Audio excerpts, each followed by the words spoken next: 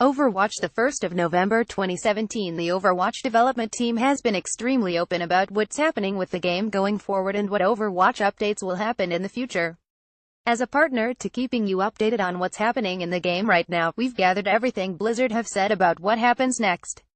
While we're at it, here's all the info we have on new Overwatch heroes. We've split this into sections based on rough estimates of when different features are planned for release. In cases where we don't know, we've estimated based on perceived workload, but make it very clear that it is our estimation, not Blizzard's. On that note, at least for the foreseeable future, it looks like we can expect one major patch at the end of each month, though that varies depending on big factors like BlizzCon and holidays. It's worth noting that none of this is guaranteed. Game director Jeff Kaplan and the Overwatch team have been more open than most development teams about what they're working on, specifically under the caveat that plans do change, delays can happen, better ideas pop up, and life gets in the way. There are lots of things Blizzard would like to do here, particularly planned for further down the line. That doesn't mean they'll get around to it, or it will be in a predictable form when it launches. That said, since launch they've implemented many of the features they've promised. Overwatch what's coming soon in 2017. 2 more Hanzo legendary skins currently in production. We saw the first of the 3 during the anniversary, and Kaplan confirmed they were still on the way. Competitive system improvements. In an update post slightly before BlizzCon 2017, Kaplan said that improving competitive mode is an important step for them. More custom game options. With the introduction of the Overwatch server browser, people want more. Passwords are on the hope list, along with team switching. They don't want to, but Blizzard may need to turn off XP gain in custom games. Kaplan also said he thought modular, changeable ultimate abilities would be cool in the future. Subtitles for all voice lines. Thanks to Uprising, Blizzard now have the tech to do this, and it's something the team is very passionate about providing. Play of the game improvements. Kaplan specifically mentioned making plays of the game more cinematic in his interview with Eurogamer, and that he hoped they'd get to it during summer. Doing this should allow the system to become more robust as more things will look cool. With the introduction of Ana, this has become a very commonly requested feature due to her ultimate. Kaplan also spoke about this on the forums in September 2016. Matchmaking improvements. In a massive post, Kaplan laid out the whole current matchmaking system, as well as saying they're constantly improving it. This most likely won't even be called out in notes every time it happens, just know that things are being tweaked to give better matches pretty much all the time. Season 3 of competitive play also refactored skill ratings once again. Scott Mercer also expanded massively on the problems in matchmaking and the solutions being looked at. Handling levers is also high on the list of things to improve according to Scott. Also of note is his large post about matchmaking and competitive play in general, in which he mentions several improvements already made to the system. Here's the latest from April, explaining MMR streak changes. Kaplan also talked about Blizzard's thoughts on smurfing fine and boosting bad. In a similar theme, Kaplan said they'd like to make it so you could filter custom games by your senior range, meaning it would be actually useful for competitively minded practice. Social improvements. Similar to matchmaking, social improvements are being developed and implemented constantly, though normally will be called out in patch notes. This was covered in Kaplan's big future post. Elsewhere, he also talked about hiding the chat box and the possibility of having an appear offline option. He's also spoken about improving the reporting and banning system, as well as just removing poor sports from competitive play. Similarly, toxicity is going to be targeted severely. More recently, Kaplan made a large post on the forums detailing the steps they plan to take to fight against toxicity. It's certainly the game's largest problem right now. Social news is also on the schedule for BlizzCon. Punishment system improvements. In a post on the forums, community manager Lylira laid out harsher punishments. She also explained that additional improvements were on the way, including scaling competitive season bans, notification of punishments handed to players you reported, and worse penalties for people who abuse the new reporting standards. Some of this was further detailed by Kaplan later on. Gifting loot boxes. Kaplan said in his AMA that Blizzard were working on it. More bots always in the works, but naturally low priority. AI FARA is apparently very hard. Bug fixing, anti-hack and anti-cheat. Not a lot of info on these beyond that it's happening, but again, they're constant efforts. Naturally, Blizzard can't really go into detail on the specifics of anti-cheat measures. They did post in early February about ongoing action, however. New heroes. Kaplan said that new heroes won't be released in batches, but that several are very far along in the production process. For who is coming next, check our dedicated new Overwatch Heroes post. Old concepts are never dumpstered, according to Kaplan, so if you enjoy designs you've seen in concept art, they might still make it. He also mentioned that constant hero releases are not required or something he thinks would be a good idea. The next hero isn't as close as you think either. New maps in April. Kaplan announced that 6 maps were in development, split evenly between QM comp maps and non-standard ones like the Antarctica Arena. All of them are now out, but we'd still expect to get another one from BlizzCon. In future, they won't be available in competitive in the first week of being on live servers. New cosmetics. So far we've received major event upgrade packs and the odd added cosmetic between them. Expect that to continue, but Kaplan also pointed out that each new hero was going to be developed over time, rather than always come with a full selection of what's been released before. More animated shorts. Obviously, Blizzard want to make more of their incredibly successful animated shorts. Timing is more of the question. May got her moment at Gamescom, and we'd expect another at BlizzCon this year. Longer-term Overwatch updates. Map editor. There will, one day, probably, be an Overwatch map editor, but it's a long way off. The tools just aren't ready for public use yet, says Kaplan, along with loads of other issues. Permanent access to no limits, deathmatch, and so on. Kaplan says they're working on some changes to get easier access to the more popular custom modes they've made: no limits, deathmatch and total mayhem, with matchmaking queues rather than just through custom games. In the short-medium term they'll be going through the arcade rotation. Sound toggle hotkeys. Kaplan confirmed this feature, but it was never implemented. Whether they've forgotten or it was harder to implement than originally thought, well, presumably find out eventually. Genji and DBA alt block voice lines. No ETA on it yet, but this was confirmed as happening, but requires more voice acting work obviously. Symmetra shield generator voice lines also on the way, are lines for reacting to and destroying shield generators placed by enemy Symmetras. It'll take a while, though, as all the voice actors need to come back into the office. More competitive point rewards, or maybe not specifically. Kaplan said they'd like to add more things to buy with competitive play points beyond the golden weapons. He also said they don't want to allow the buying of normal skins through competitive points, keeping that and the gold loot box economy separate. More recently he said again they want to add stuff but are worried about over-rewarding. He also gave a time frame of beyond Season 4. In his AMA, he mentioned again about over-rewarding competitive play and attracting players who don't want to be there. With much of the drama around Season 5's poor experience, this may have been cancelled in favor of not rewarding players who don't want to be in competitive mode for playing it. In-game tournament mode, another on the long developer wishlist, but something you could expect in the far future. Competitive 3v3 1v1. This is something both the community and Blizzard want to see implemented, but wasn't an immediate feature due to wanting to make sure the system worked first.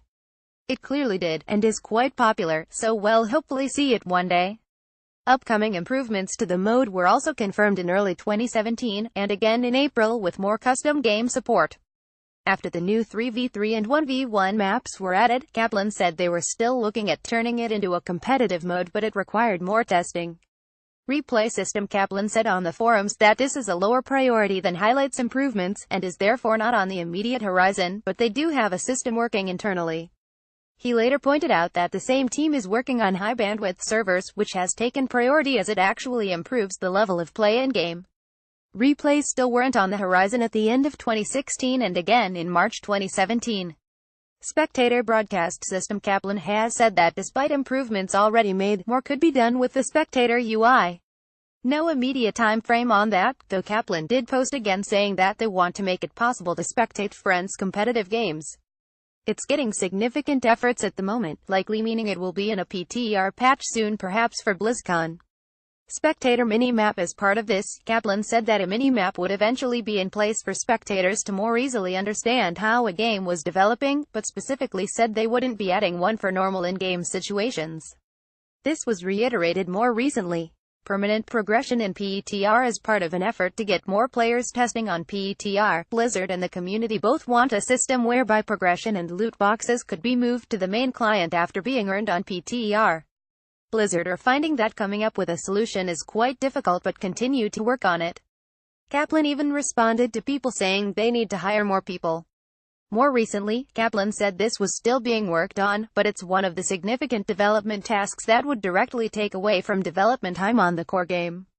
Similar is true of having live and PTR accounts more closely mirror each other.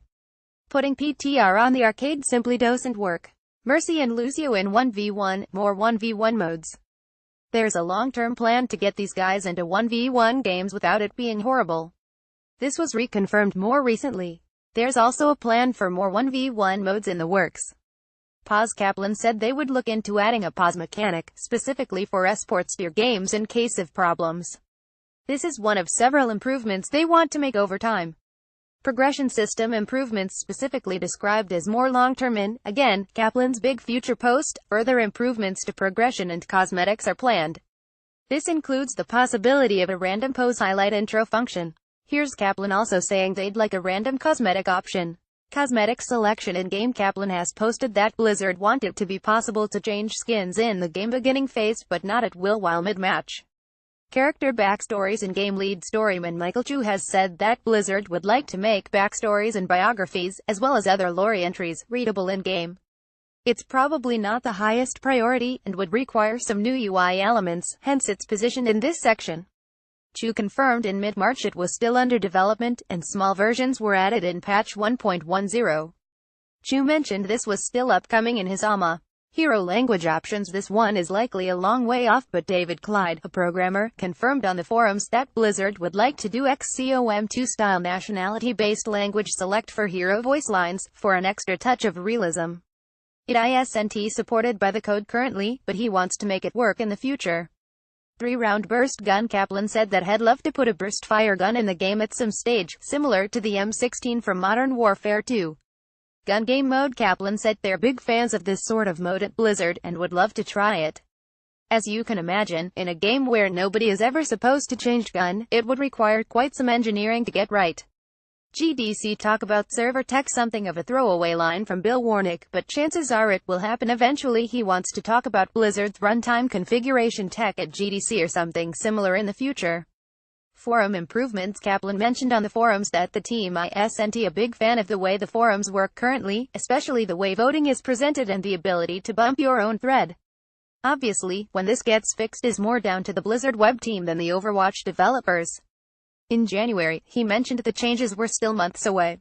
Same again in February. Again in October 2017, but he did talk about the possibility of splitting blue posts so that forum mods and developers were more clearly identified.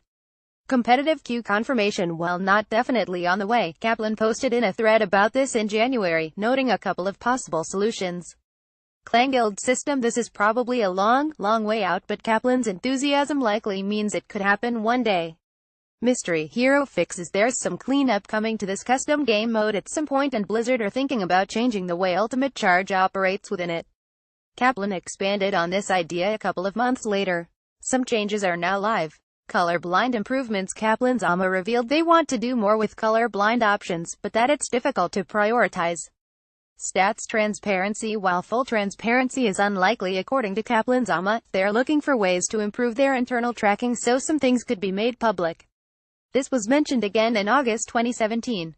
Console ping. Bill Warnick, lead software engineer on Overwatch, posted in response to a thread on Reddit that this seemed doable, and would hopefully be in a future patch. Unified console PC accounts. Kaplan says they're constantly trying to work this one out, but technical problems plus Microsoft and Sony not wanting to play ball are an issue. Features not coming to Overwatch. This section is for things that the team have explicitly said they don't want to do, can't do, or isn't worth the time investment. Surrender option. Some players have been asking for a surrender option so losing teams can throw in the towel if they wish. However, game director Jeff Kaplan says this isn't likely to happen. We do not currently agree that the game needs a surrender option, especially with our kick match lengths, he said. Daily quests for either currency or loot boxes. Kaplan says the team aren't super keen on doing these, at least as far as they're implemented in Heroes of the Storm and Hearthstone. They don't want players creating poor team comps because they want to finish, for example, their offensive class daily when their team desperately needs a tank or support. Fall damage. They tried this, and it didn't work across the board, then felt weird on specific characters. Increased FOV or proper 219 support. Kaplan made it clear in this post that they'll never increase the FOV above 103, even for resolution reasons. This makes proper 219 support impossible. multi-hero in competitive. Kaplan confirmed that the one-hero limit would remain in competitive, as feedback and results had been good. Deathmatch mode in regular games. In response to a question about the addition of a kills-based mode, Kaplan confirmed that it's not something they want to put in the game as part of regular play. They could see it as a brawl or other side event, however. Scoreboard icons reflect skin. Use this isn't being implemented to make sure the scoreboard is quick and easy to read as far as members of each team are concerned. Retiring heroes. After some confusion on the topic, Kaplan made it clear that they are not even remotely thinking about retiring heroes right now or any time in the foreseeable future.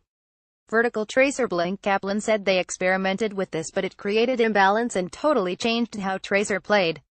Lever compensation. A forum user brought up the idea of increased health, altered spawn times, or ULT charge changes for teams that have had levers in competitive play. Kaplan said they'd thought about it, but didn't want to change core gameplay values, and also pointed out problems with catch-up mechanics in general. Death Metal. Kaplan revealed Overwatch used to have a fewest deaths metal, but it created some toxic gameplay patterns to try to get golds, like not leaving the spawn room. Emote invulnerability and canceling. Both of these have implications for using emotes during combat, as explained by Kaplan on the forums. Arcade rewards based on games played rather than one. Kaplan said this would create deviant behaviors. Buffing Sombra's EMP hack. Jeff Goodman wrote a fairly long post in the forums about how buffing Sombra's hack or EMP likely wouldn't be happening, as it's already such a strong part of her kit. Bloom reduction. In his Reddit, Kaplan said that a bloom reduction graphical setting was unlikely as it is a part of the art style. Console split screen. Bill Warnick explained how difficult this was to get working while maintaining quality of graphics and gameplay. Player avoidance. The ability to block players and make it so you didn't have to play with them again was originally in the game. However, it ended up only harming the people that used it, as explained by Bill Warnick. Quick play competitive map blacklisting. Kaplan explained that the custom games feature fulfills this function. Widowmaker Noir skin for all. Kaplan said there were no plans to bring Widowmaker's pre-order exclusive skin out separately. Lowering legendary drop rates. They've never done it before and it seems odd they'd start now. Kaplan also confirmed here that legendaries are more common during events. This post also explains how the drop system operates during events, explaining that 2 drop tables are used, meaning you essentially receive extra legendaries. That's the future laid out for you. Did we miss anything? Let us know in the comments below.